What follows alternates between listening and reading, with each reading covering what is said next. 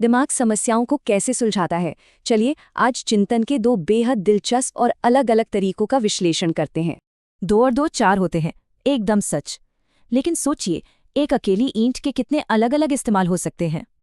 अभिसारी चिंतन तर्क का वो सीधा रास्ता है जो नियमों पर चलकर सिर्फ एक सही जवाब की तलाश करता है। जैसे भारत की राजधानी, इसमें बहस की कोई गुंजाइश नहीं होती, जवाब एकदम ठोस, पक्का और पूर्ण होता है। सख्त नियमों और लॉजिक पर टिका होने के कारण ज्यादातर परीक्षाएं और आईक्यू टेस्ट इसी सोच पर आधारित होते हैं। एमसीक्यू या गणित के सवालों के जरिए शिक्षक इसी तरीके से छात्रों का एकदम स्पष्ट और निष्पक्ष मूल्यांकन करते हैं। दूसरी तरफ है आप सारी चिंतन।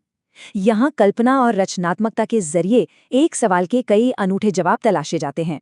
ईंट वाला उदाहरण बखूबी दिखाता है कि एक खुला दिमाग कैसे अलग अलग और एकदम नए रचनात्मक समाधान निकाल सकता है। ये विस्तृत सोच सीमाएं तोड़ती हैं।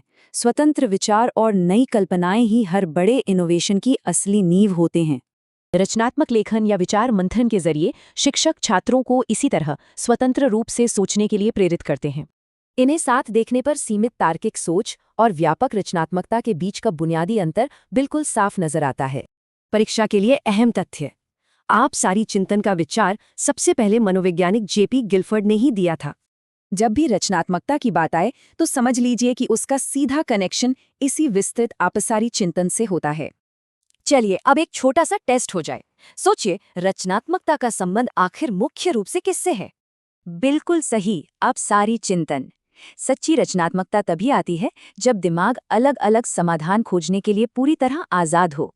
अगला सवाल देखते हैं। एक ही सही और अकाट्य जवाब खोजने वाली प्रक्रिया को हम क्या कहते हैं, याद है? एकदम सही, अभिसारी चिंतन। नियमों पर आधारित ये तार्किक सोच हमेशा एक ही ठोस निष्कर्ष पर आके रुकती है। अब एक ऐतिहासिक सवाल जो एग्जाम्स में बहुत आता है। आपसारी चिंतन का सिद्धांत सबसे पहले किसने दिया था? जवाब है जेपी गिलफोर्ड। इनके शानदार काम ने रचनात्मकता को समझने का हमारा नजरिया हमेशा के लिए बदल दिया। आखिरी सवाल, क्लास में होने वाली ब्रेनस्टॉर्मिंग या विचार मंथन इनमें से किस तरह के चिंतन से सबसे ज्यादा जुड़ी है?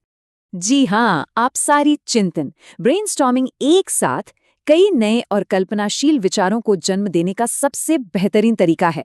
याद रखें, एक उत्तर या अनेक विचार।